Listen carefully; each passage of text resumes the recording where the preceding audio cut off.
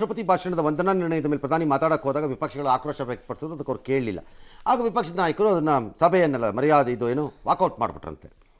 But prime minister answer ಮಾಡಿದ್ದಾರೆ, ಬಿಟ್ಟಿಲ್ಲ ಅವರು.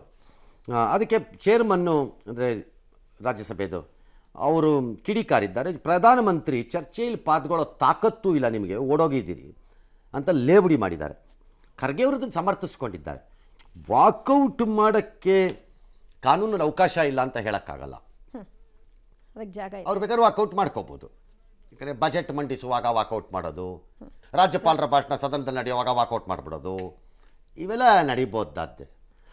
ಆದರೆ ಡಯಲಾಗ್ನಲ್ಲಿ, ಚರ್ಚೆಯಲ್ಲಿ, ಸಂಭಾಷಣೆಯಲ್ಲಿ, ಪ್ರಜಾಪ್ರಭುತ್ವದಲ್ಲಿ ನಂಬಿಕೆ ಎಂದು ಮಾತಾಡೋರು ವಾಕೌಟ್ ಮಾಡಬಾರ್ದು. ಯಾಕಂದರೆ ಕಾಂಗ್ರೆಸ್ಸಿನ ಪ್ರಕಾರ ಈ ಎಲ್ಲದರ ಪ್ರತೀಕ ಕಾಂಗ್ರೆಸ್, ಈ ಎಲ್ಲದರ ವಿರೋಧ ಬಿ ಜೆ ಪಿ ಅಂದರೆ ಸಂವಿಧಾನ ವಿರೋಧಿ, ಬಿ ಜೆ ಪಿ ಅಂದರೆ ಸರ್ವಾಧಿಕಾರಿ, ಮೋದಿ ಎಂದರೆ ಸರ್ವಾಧಿಕಾರಿ, ಪ್ರಜಾಪ್ರಭುತ್ವ ಎಂಬುದರೆ ಕಾಂಗ್ರೆಸ್ ಮಾತ್ರ, ಬಿ ಜೆ ಪಿಲಿ ಇಲ್ಲ ಅಂತ. ಹೀಗಿದ್ದಾಗ ಅದರ ಭಾಗವಾಗಿ ಮಾತಾಡೋದಾದರೆ ನೀವು ವಾಕೌಟ್ ಮಾಡಬಾರ್ದು, ಕೇಳಿಸ್ಕೋಬೇಕಾಗ ಅದನ್ನು ಪಾಲನೆ ಮಾಡಬೇಕು. ಅಧಿಕಾರ ಇದೆಯಾ ಇಲ್ವಾ? ಇದೆ, ಅವಕಾಶ ಇದೆ. ಎಸ್.